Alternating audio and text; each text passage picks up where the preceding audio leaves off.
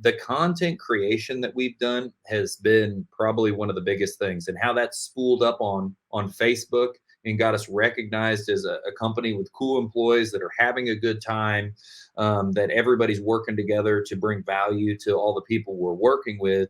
I mean, that's something that has been really huge. I mean, there are so many things we do because I mean, between Google Ads and Facebook and YouTube, something that I started a YouTube channel years ago to document the journey. But as of recent, we've really started creating a ton of content, helping all of our clients know stuff like, hey, this is how you would do this if you wanted to try to keep a low budget. This is how you do this if you were doing top of the line. This is what you need to look for in this plan. Like client education that people basically their questions we answer.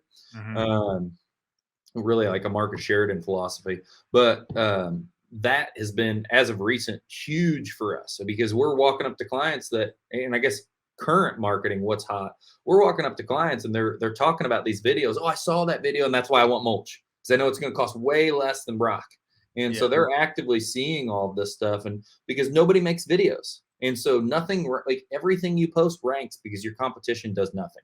Wow. And so that's been huge for us. How is that correlated with the employees? Because if an employee watches one of those videos and sees the culture before they even step foot in your uniform, Huge. you're not just marketing to customers for lawn and landscape services, but you're marketing to future employees. Sorry, 1 second. Okay. Sorry about that. No. My cousin, if for those of you listening to your show, it's my cousin again. My cousin always calls when I'm podcasting.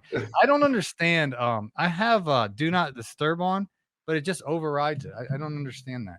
Yeah. Anyway, with Sometime when all they're hooked to Bluetooth, they'll do that. But what you're saying is spot on. Like even to the point of we've taken this video stuff so much further. Like we have group chats for all of our team, and they send in selfie pictures, selfie videos, walkthrough videos, and we're constantly marketing and using that to the point of we had a person last week stop at one of our Illinois crews and say, hey, I just wanted to stop and say, like, I see all your videos. You guys look like you all have so much fun doing what you do. Like, it wow. looks like such an awesome company. And then someone called into our call service and left a similar message, didn't leave their name or anything.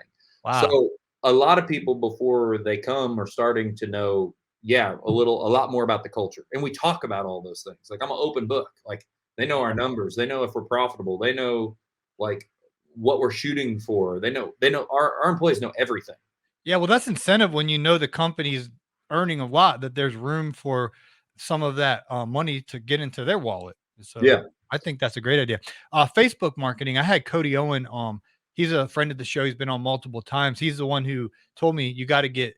He told me Scooter, but you are Scooter, Jacob. It's a story, but yeah, it's not a nickname that really everybody thinks that's a big nickname that I have. It's a interesting story in itself, how I got that nickname for the name of the business. But yes, technically, I guess I would be Scooter.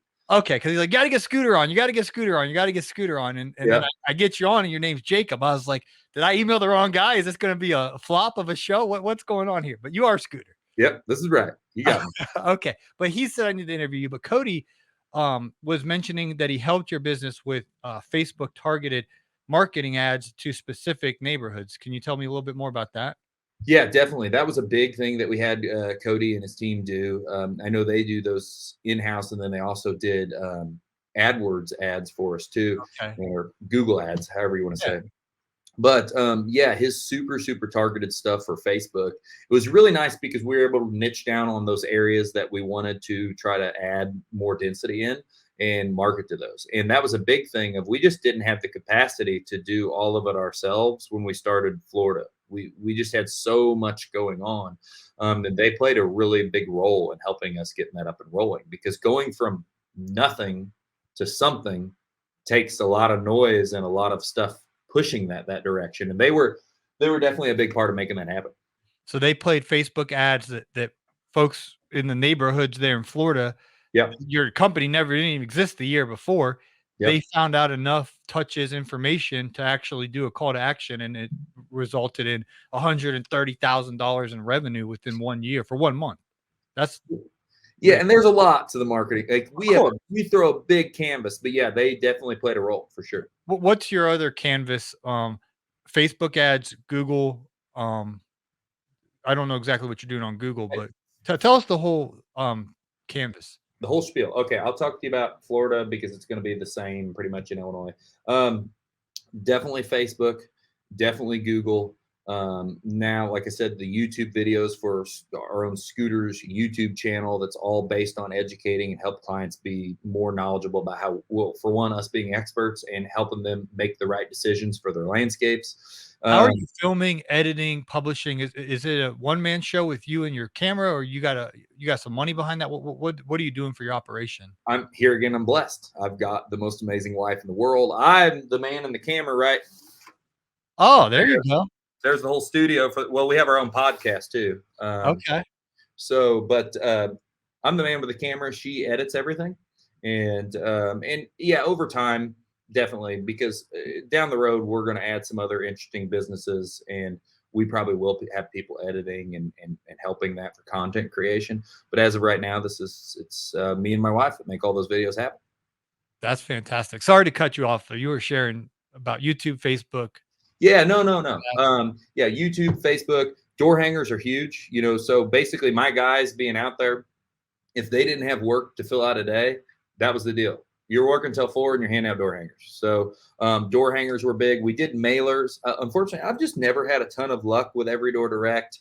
Okay, so you have more return on the actual old school door hangers than EDDM.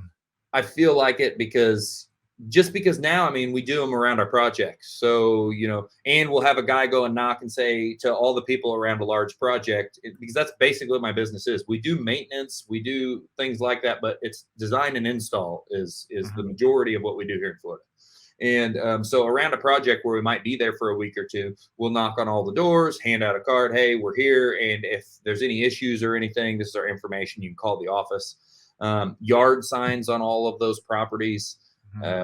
It's just endless. I go to events and I, have a booth at events. We collect leads, set appointments there, do pretty much anything to get it running. Like me and my office, one of my office people here have done door knocking, trying to get some more traction too. So there's nothing that we won't add to the mix.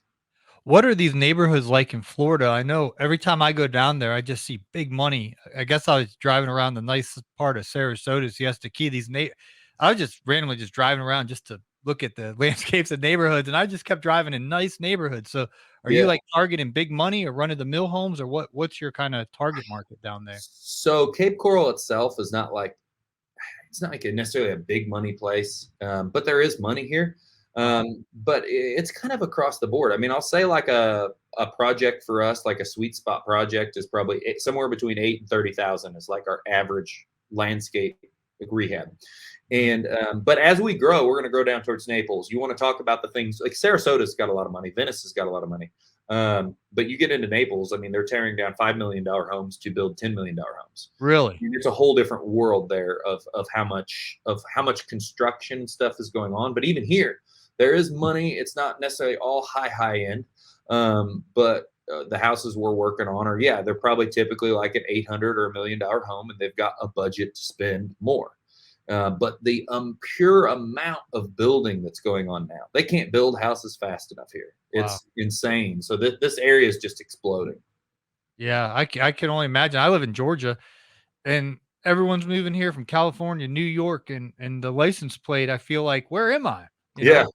And I could only imagine that Florida. I mean, if you're going to move, why would you come to Georgia, man? Go to Florida, But I'm trying to bust up out of here sooner than later. So maybe I'll be joining you.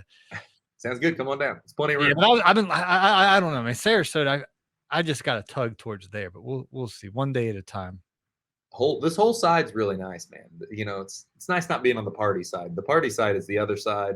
This side's a lot more calm. I think there's a ton of opportunity too. Yeah. Well, the other side, man, one of my broadcasting heroes, Rush Limbaugh, he had Palm Beach. Yeah. It's like $40 million house, and he just he podcasts from in there, and he's got the beach in his backyard, and he had it set up, man. That's sweet. Yeah.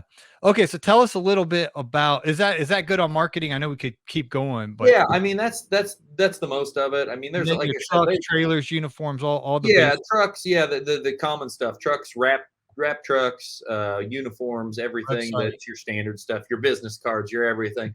Yeah. I mean, it's just a part of being everywhere all the time. You know, What would you say, of your revenue, what percentage do you guys allocate to marketing? oh, so um, I mean, I've shot for up to 10%, 12% of Okay. revenue.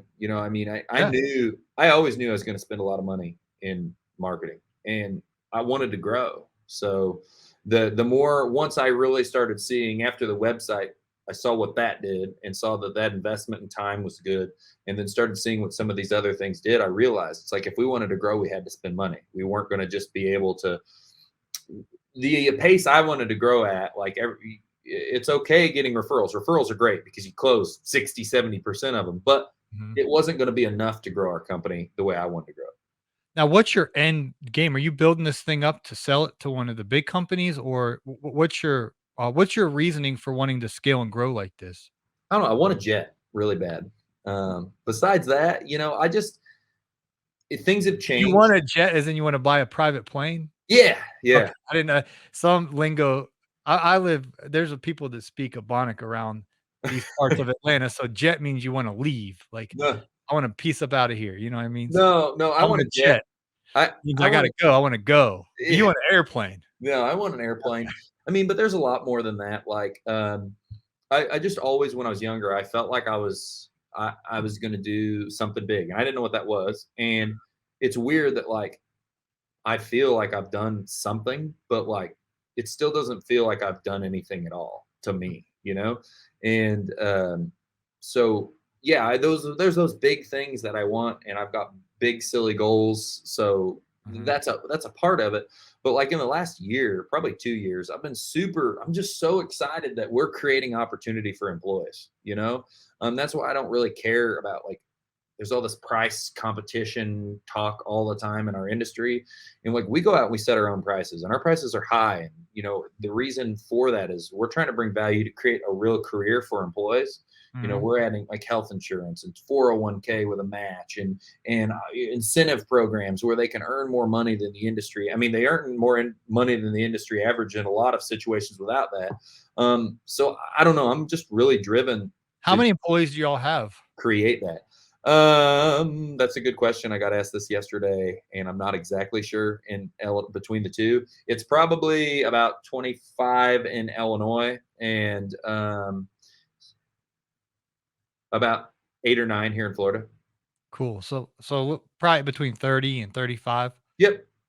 That's Yep. fantastic. What do you use for your payroll, company, or how do you, handle that? So I was using like QuickBooks, like assisted payroll, where we just put Okay. in our times. But since I've been, your numbers are everything in your business. And I have been, it took me years to really get an accountant that I really, really, or an accounting kind of team that I really, really loved. And Mhm, now that we've got the people that we're going to ideally stay with forever, mhm, they're taking on and they're going to continue to run in more and more of like a CFO role mm. where they do all the payroll now. Like they handle it all. So we don't do any of the QuickBooks assisted anymore. They're processing everything, they're tracking everything. We're having monthly meetings about where are we at numbers wise and how are things What moving company forward. is that? Diamond Financial out of Illinois. Okay, cool. That's phenomenal that you got synced up with that.